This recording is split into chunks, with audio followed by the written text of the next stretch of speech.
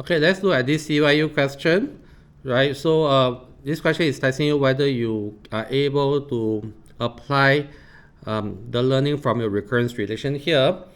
So first part is you to check whether you understand how to find the values of the terms in a recurrence relation manually.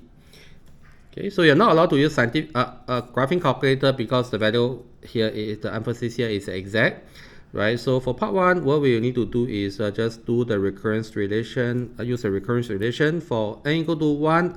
I will be able to calculate b2, right? b2 is square root 4 times of b1 plus 1, which is square root 4 times 2 plus 1, and this is 9. Square root 9 is 3. Right, so I will continue, n equal to 2, it will give me the value of b3, which depends on the term b2. And this is square root 13, and don't press calculator for that, because question asks for exact. Okay, for part 2, I will omit because this is a GC skill only, right? Go and use your own GC and check out, and figure out where's the value of b10, right? And check with the answer key given for this question. Okay, now I focus on part 3, right? So given the sequence converge to a limit L, that you are asked to determine the value of L. Okay, so as we know that in such question, both the term Bn and Bn plus 1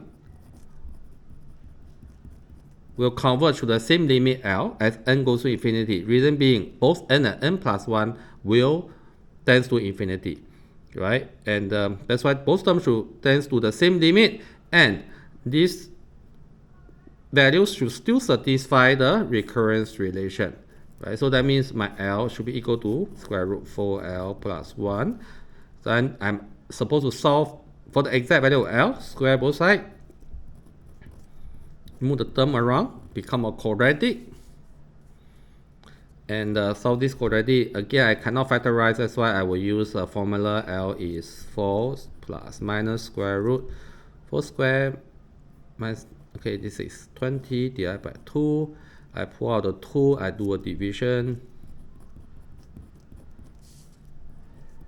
So the answer is either 2 plus root 5 or 2 minus root 5. Okay, shall I keep both? Obviously no. Reason being, right, L in this question, you don't even need to look at the original recurrence relation, right? L in this equation, right, has to be positive, right, because L is equal to a square root of something, right? So I reject this one, as L equal to square root 4L plus 1 has to be a positive value, or at least at least 0, right? So my only possible answer is 2 plus root 5.